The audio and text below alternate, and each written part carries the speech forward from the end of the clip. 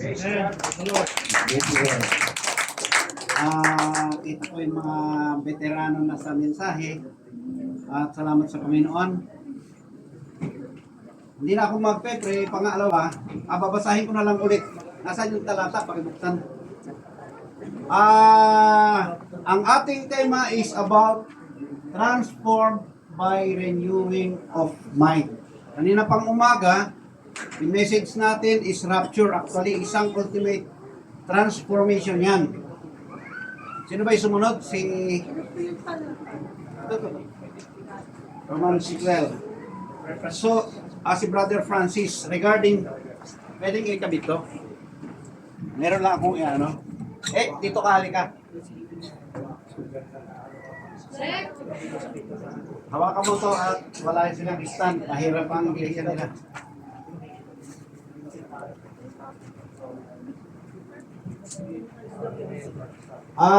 Magsasite ako regarding sa mga bagay. Maaring manibago kayo sa aking bibigkasin, pero ito ang binibigay sa akin ng Panginoon. So may kanya-kanya tayong gift. Lahat ng mga mangangaral meron. May mga paraan sa isang talata na iba ang view ng isa, ibang view, ibang approach kung mag-share. Ako medyo madiin ako mag-share. Number 2, kahit sa quotation ng prophet, nakikita ko, siguro, kung napapansin nyo, pag umikot ka sa ibang end time, isang quote ng prophet, magkakaiba ang paliwanag nila. Kanina kung mapapansin nyo, binanggit ni Brother Francis yung Berean. So magaganda ang punto ngayon, magkakarugtong yung ating sharing, siyang aking nakikita. Nasaan yung pentel pen nyo? Wala rin? Meron. So, ano itong binabanggit ni Pablo na transform, at saka by. So, ito yung will mo by renewing of mind. So, ibig sabihin dito, mayroon kang consciousness sa bagay nito. Kung isasite natin, kahit nung tayo nasa Katoliko pa, itinuturo sa atin na maging magalang, mga mababaw na nare-renew ang isip natin. Kahit pari, o maging yung mga nagbabible ng katisismo, kung paano tayo nare-renew. Ginagamit nila to. Pagdating sa denomination, ginagamit din nila itong talatang ito. Yung mga dumaan sa Trinitarian, dumaan ng Pentecostal Oneness, kahit yung Iglesia ni Cristo, lahat ginagamit ito. Maging dito sa end time. To tell you, sa end time, more on doctrinal ang magiging renewing of mind.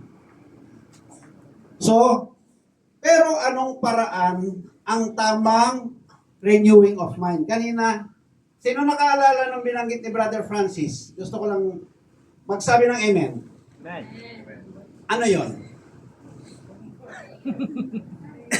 Hindi, huwag kayong mahiya. Ano, lakas nyo?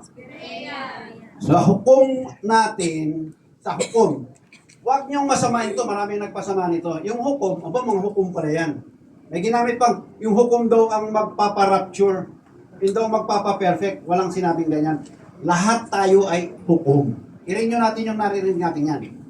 Ikaw ay pwede kang magturo, kaya may anointed of the end times, mayroong nagtuturo ng palihis, may nagtuturo, kanina sa sharing natin, may nagtuturo na papunta na pa extreme na.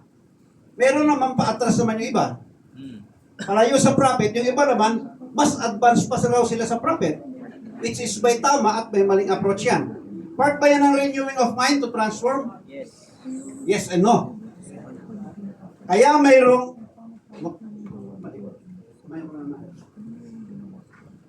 binabanggit kaninang Berean. Gusto ko muna, total, nandiyan naman yung pamilya ko. Gusto ko itong maging, aking approach na to, siguro, just give me 30 minutes. Part ito ng gusto kong ipakita sa inyo, mga natatay at nanay, mga kamanggagawa, mga anak. Marami akong anak halos lahat sila mga nakatapos na ng pag-aaral. Ang problem ngayon ganito, hindi ka nag-iisa, Brother Greg. Pero ang kaibahan nito ganito, at lahat tayo merong ganitong nangyayari. Natapos yung anak mo ng pag-aaral, nakatali siya ngayon sa trabaho. Kahit gusto mong umattend sila sa gawain, hindi mo sila mapattend. Maaring wala silang trabaho ngayon pero mas gusto nilang gumala muna sa sanlibutan. Narinig nyo ba ang mind nila? Yes or no? Sa tanong, sagot lang. Narinig nyo ba? Yes or no? Bakit narinig nyo? Napunta na sa sanlibutan. Pero ang intent and purpose mo lamang pag-aralin sila kasi kailangan pa ng katawan natin, kailangan magtrabaho. Nagkakamali ba tayo dyan? Hindi natin alam. Ang tingin natin tama, pero kapos pala yung alam natin. Hindi ako nagsasalita just to rebuke you, pero itong personally, rebuke ito sa sarili ko. Pero may pag-asa pa, sabi ko nung, kaya merong hukom. Dito ka tuturuan sa hukom, paano mo ito ihahabol? Kasi maski sabihin mo, sa panaginip, manalangin ka na marinyo, pero wala kang gagawin. Eh kahit sa kawikaan natin sa mga Pilipino, nasa Diyos ang awa, nasaan daw ang gawa? So hindi bababa ang Diyos para i-renew yung anak mo na mapunta sa end time. Amen ba kayo? So, mag-i-exam muna ako doon sa anak ko at baka asawa, baka mamaya hindi na nila alam itong pinag-uusapan. Dahil dito, number 1, sa hukom, ang hukom ay nagtuturo regarding sa doctrine. Dito, veterano ang mga end time. I was converted 2000. Sa group ako ng Bride Body, nag-start, naikot ko ang end time. Naikot ko hanggang sa nakasipyak na, nasusundan ko pa ngayon yung pagbabago-bago ng doktrina nila. Walang tigil sa pagdodoktrina ang end time. So, ano na to? Check na to. Ang tanong lang dito, ang marunong lamang sa doktrina, minsan ay yung pastor lang. Tatamaan dito, yung isusulat kong kasunod. Siyempre, itong Berean, dito ang susi. Pag hindi ka Berean, hindi mo training ng Berean ang sarili mo, ang asawa mo, ang anak mo, ang iglesia mo, ikaw lang ang marunong. Kaya maraming mga pastor ngayon, wala nang kapalit sila. Palaos na sila, pawala na sila, wala silang makuha. Mapapalit sa kanila, to tell you, pare-pareho tayong magulang. Pare-pareho tayong manggagawa. Dito sa hukom, may mga training, ano ang dapat gawin? Ano ang dapat gawin? Hindi ko sinasabi, hindi kailangan Holy Ghost, ha? Lalo tayong susubaybayan ng Holy Ghost pag sinunod natin ang prinsipyo ng Bible, kaalinsabay. Lahat ng sinasabi ko regarding dito, na-check ko na ito ng double, triple, quadruple when it comes to message ng prophet.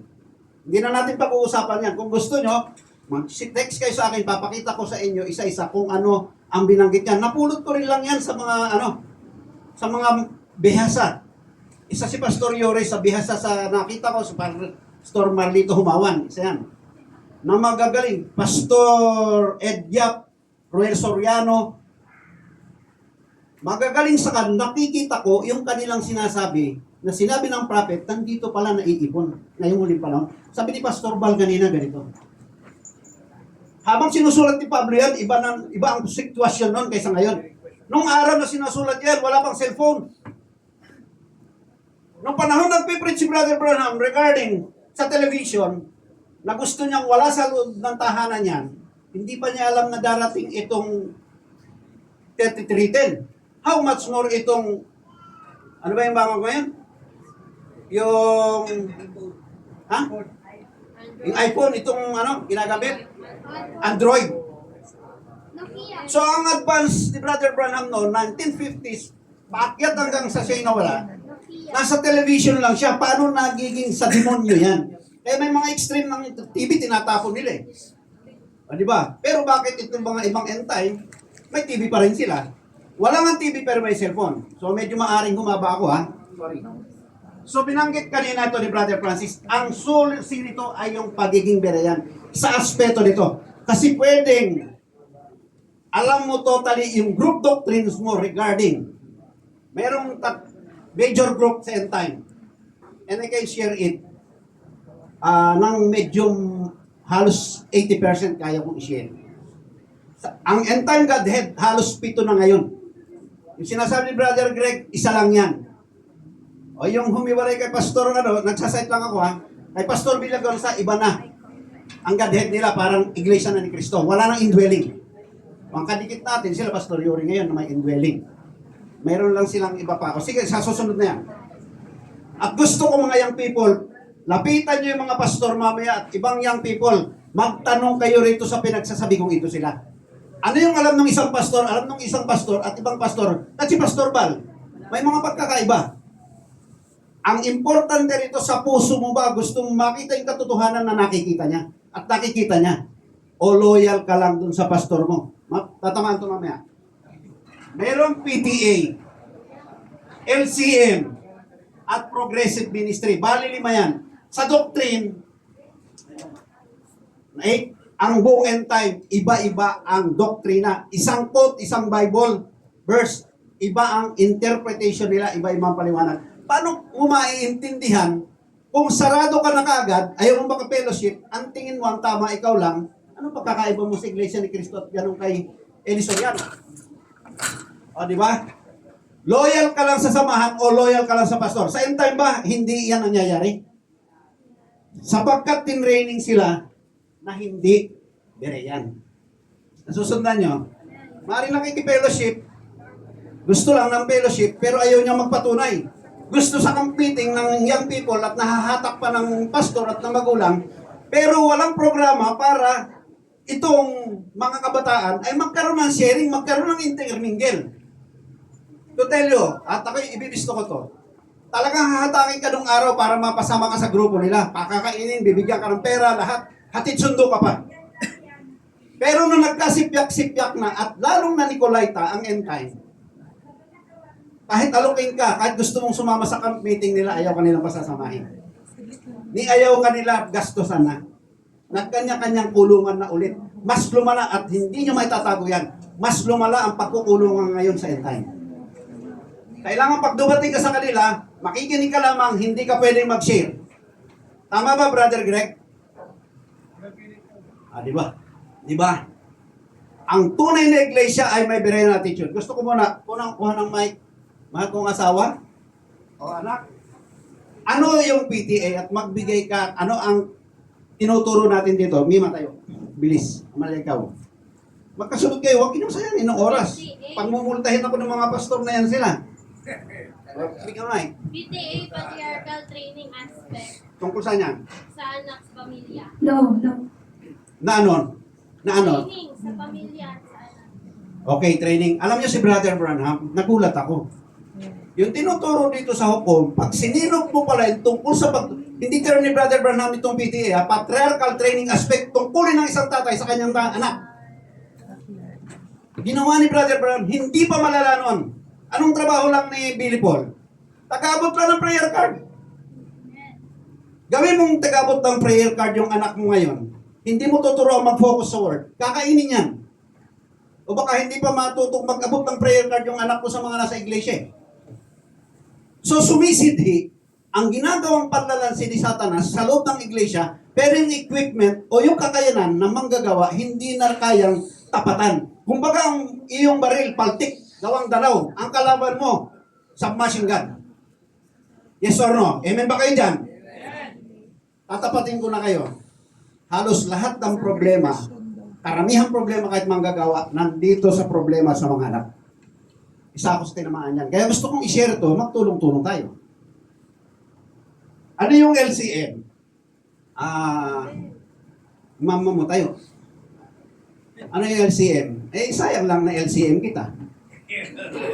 Para yan sa mga kabataan na simula sa bata pa lang, natitrain na sila kung paano sila magkaroon ng yung ikaw na mismo mag-aano sa kanila, mag-aapit sa makikita. Okay. Kulang. May ibang nanay na pwedeng magdagdag. Tulungan yung asawa ko, naghihikahos, nalimutan na niya. Medyo kinulang ako ng pagre-review. Dapat pinaghanda ako, napahiya tuloy ako. Okay, sige. Sino pwedeng tumulong na nanay? Sister Shirley, tayo ka, sige. Love Courtship No. Sige. Okay lang yan, parang testimony lang yan. Wala ka naman sa pulpito, hindi aalis yung mga pastor. Love, courtship, at marriage. Nakapatungkol sa mag-aasawa pa lang at saka yung may asawa na. Okay. Ito ay isang paraan sa Bible at marami yan. Jacob servitude, nakita nyo? Isaac, paano siya niligaw? Merong tulay. Hindi dumiretso sa Isaac, dumaan kay Eliezer. Tipon larawan ng prophet, dumaan Katulad ni Kristo, may dinaanan, si Brother Branham, type ni Eliezer. Sa LCM, bata pa lang, hinuhubog mo na siya sino ang kanyang mapapangasawa. Realidad to, halos karamihan, kahit manggagawa sa end time, ang asawa ng anak niya, unbeliever. Amen ba kayo? Hindi ito peke, sinasabi ko kasi may mensahe na kailangan nating pagsikapang alamin at gawin. Ang problema, kahit sa amin na alam na namin to, medyo mayroong kahinaan ng laman namin na kinakapos kami. So kung tayo magtutulong-tulong, tutuloy ito. Number 2, hindi lang sa kabataan. Ito yung kulang ng sinabi ng sister wife ko. Kahit pala kayo ay matagal ng kasal, kailangan nyo pa ang pakasalan yung asawa mo kay Kristo. Huwag kayong magdaramdam. At sasabihin ko sa'yo, nakaikot ako sa buong time eh. Ang kababaihan, kaya sa woman hater si Brother Branham, bigyan natin ng mababaw na parang justified, na parang Hudyo. Ang asawang babae nasa kusina lang. Hindi pwedeng, ang patutuo lang niya, bawal magpatutuo yan ng Word of God. Ang patutuo lang niya, buhay-buhay. Tulad ng Pentecostal. Halimbawa, ako ay may sakit, pinagaling ako ng Panginoon. Wala akong pera, nagpray ako, nagkapera ako. Pero hindi siya, bawal siya na magsalita ng Word of God. Bawal siyang mag-share ng revelation na akala nagkakaroon ng tinatawag na nag-usurp siya ng authority. Ang mas mataas na authority, yung Word of God, na lumalabas kahit kaninong bibig, kahit sa bata. So, yung asawa mo pala, maski matagal mo nang kasama, ang kailangan pala maging become one kayo sa Word. Kayo mismong mag-asawa ay nagse-sharing. Kahit kasal pa kayo kay Kristo. Kasal pa kayo sa mayor, sa governor, sa huwes, sa pari, sa pastor. Hindi yan ang titingnan ng Diyos sa asawa mo. Ang titingnan niya ay yung salita na namumutawi sa bibig ng asawa mo. So, tungkulin pala rin natin. Yan ang kulang natin, mga tatay. Mga manggagawa. Ang kulang pala natin, lumalago tayo sa revelation, lumalalim tayo, pero napag-iiwanan. Parang kumakain tayo ng Jollibee, bagoong o kaya asin ang inuulam ng asawa natin. Much more kahit doon. Kaya pansinin nyo kanina, bakit pinag-i-interview namin yung mga anak namin, medyo lukewarm pa nga eh, sa mga manggagawa. Magkaroon sila ng katanungan sa isip nila at magkaroon sila ng init na bakit ganun ang sinagot ni Pastor, Cesar, ba't ganun ang sagot ni Pastor Yuri? Iba. Eh kanina pinakikinggan ko yung sharing niya tungkol sa indwelling. Halos wala nag-share ng tungkol sa ganyan, sa indwelling. Hello, sa mga nag-interview kay Pastor Yuri, mayroon bang nakikreate sa isip at puso nyo na parang, ba't iba ito? Magsabi ng amen. O wala? O ba't si Mima lang? Ang dami nyo. Si Mima lang ba? Amen. Nag-take note ba kayo kanina sa pinagsasabi ni Pastor, pati quotation? Sagot, yes or no? Yes. Hindi ko kayo pinapahiya ha, pero kailangan gawin nyo yan. Sayang itong pagkakataon to, nanamit niyo yung mga ginamit. Si Pastor Yuri, ginamit yan sa buhay ko. Bata pa ako. Pangalawa, siyempre, pag pupunta ka sa Cavite, pati yung pagkain pambenta nila, pinapakain sa amin eh. Nung parang nagtitinda siya sa economic zone eh. Yan ang negosyo niya. So bahagi iyan ng paglalakbay ko sa end time.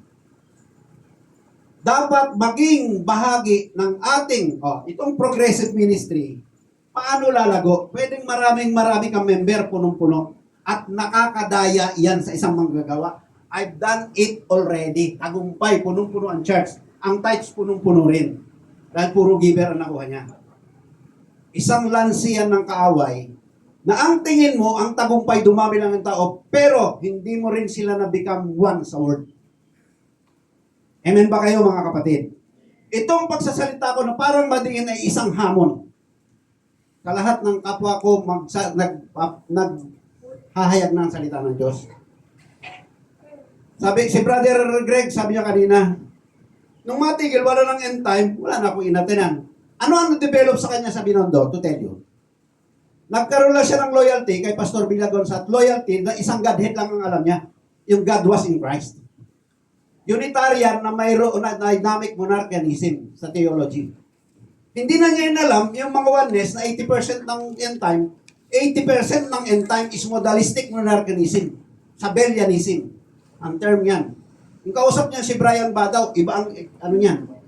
Binlock na lang niya ako kasi nagdebate kami, medyo iba yung kanyang approach. O napipikon na, ginawa, binlock na niya ako. Naintindihan ko siya, pero ako hindi niya ako inintindi. Ang isang tunay na lingkod ng Diyos, kahit di mo ba naintindihan, wala ka dapat barrier. So, pahiram ng 2 minuto. Kapatid. Otherwise, pag pinaupo mo ako at di mo pinagbigyan, uuwi na ako ngayon din. Amen ba kayo? Sige, ganito. Ito ay isang gusto ko lang na maging. Sinamantala ko to.